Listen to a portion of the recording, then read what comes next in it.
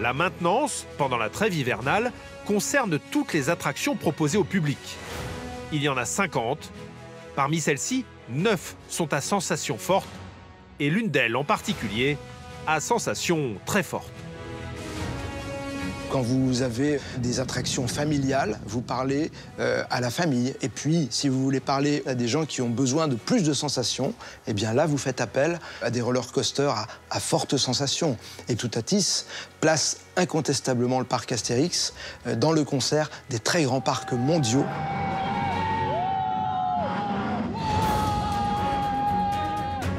On est au haut du tableau. C'est l'attraction de tous les records. Voilà, on est sur un petit bijou de sensation. Toutatis, c'est le dernier projet de roller coaster du parc. Une très haute technologie de 28 millions d'euros, réalisée par le constructeur emblématique du secteur, basé au Liechtenstein, Intamin. Ce multi-launch coaster, coaster à multiples lancements, est situé dans la zone Bienvenue chez les Gaulois.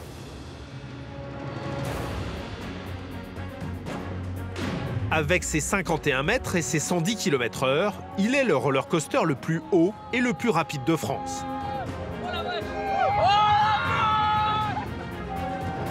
Ici, aucune ascension à chaîne pour monter le train à un point haut. Le départ se fait même vers le bas et la propulsion est assurée par 4 lancements magnétiques surpuissants dispersés sur le parcours. Au total, le train est accéléré 7 fois, une première en Europe. Avec 23 airtimes, ces moments d'apesanteur que les visiteurs ressentent quand ils décollent de leur siège, l'attraction s'offre même un record du monde. On a décollé!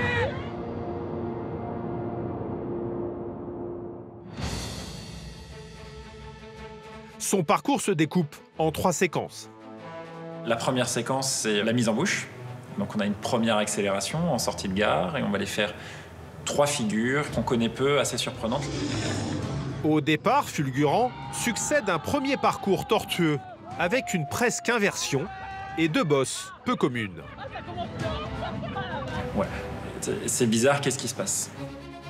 Dans la deuxième séquence, le train entre dans une demi-lune, un half-pipe. Il est à nouveau propulsé 2 fois vers le sommet du Top Hat, haut de 50 mètres, mais il ne le franchit pas encore. Pendant cette première course, le Fast Switch, un système d'aiguillage ultra rapide, une première mondiale avec un véhicule en fonctionnement, permet au train reparti en arrière d'être accéléré 2 nouvelles fois vers le Spike, qui culmine à 51 mètres. L'élan que donne cette flèche au train, ainsi que les 2 nouvelles accélérations, lui permettent d'atteindre sa vitesse maximum de 110 km/h pour franchir le Top Hat.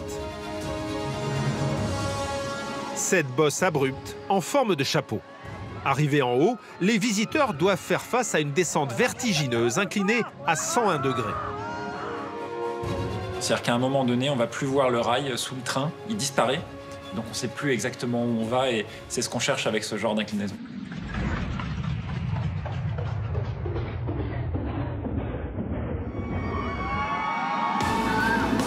Cet élan envoie le train vers la 3e séquence qui, classiquement, peut se faire grâce à l'énergie potentielle accumulée dans cette descente. C'est une séquence extrêmement dynamique. On va enchaîner une quinzaine de figures dans un temps très court. C'est le bouquet final du feu d'artifice et on enchaîne et c'est jamais pareil.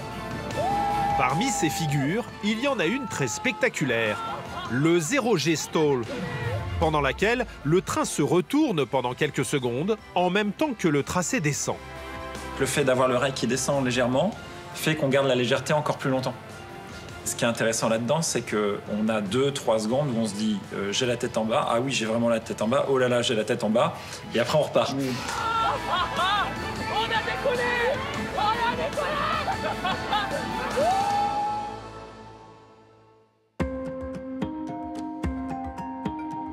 Avec la tête en bas pendant 3 secondes, la confiance dans son harnais de sécurité doit être totale. Surtout quand celui-ci ne retient les visiteurs que par la taille. Ces systèmes de harnais en position basse, Ça nous permet d'avoir beaucoup plus d'ouverture, beaucoup plus de confort, beaucoup plus de possibilités de mouvement sur le haut du corps, et ça, c'est vraiment intéressant. Ce contraste avec les systèmes de retenue des roller coasters classiques est possible grâce à une nouvelle approche dans le développement. Ne pas chercher à bloquer les visiteurs dans leur siège, mais créer un point de blocage géométrique du corps, de manière à ce qu'il soit impossible de s'en défaire. Résultat, une sensation de sécurité et de liberté conjuguée.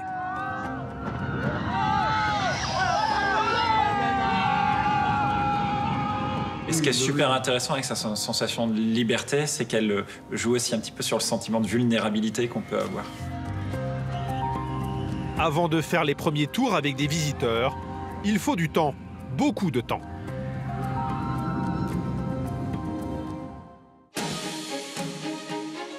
Entre la conception, la construction et l'ouverture au public, le projet Toutatis a mis 4 ans à sortir de terre, dont 18 mois pour les seuls travaux.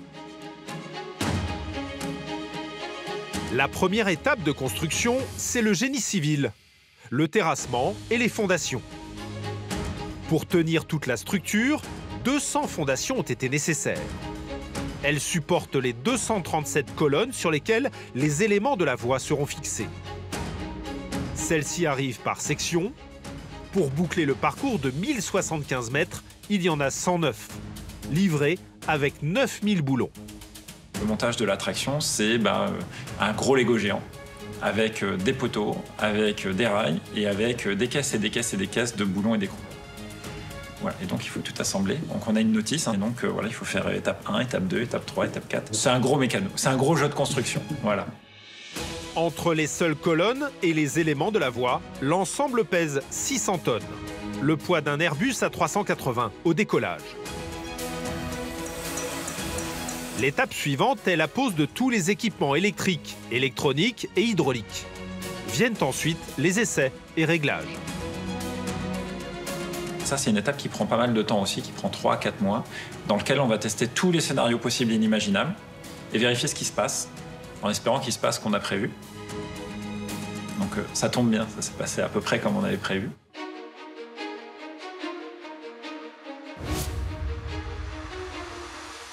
Pour cette année, Mathieu Gallus est en charge du chantier d'une nouvelle attraction. Un vertical swing de 40 mètres de haut qui prendra place dans la zone Égypte. C'est une tour sur laquelle est fixée une couronne. Et sur cette couronne-là, on a des sièges qui sont accrochés par des petites chaînettes. Donc cette tour va tourner, la couronne va monter le long de la tour et les sièges, en tournant, vont s'écarter par la force centrifuge et faire un petit tour dans les airs comme ça.